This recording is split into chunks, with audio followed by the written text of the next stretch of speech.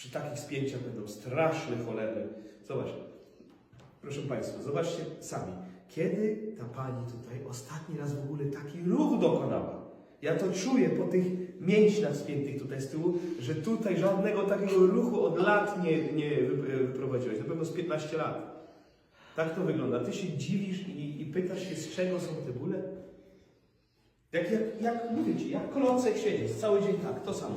Siedzieć, a to sobie pomaluję, telewizor pooglądam, coś mnie łupie coś w plecach, czekaj, ja się położę.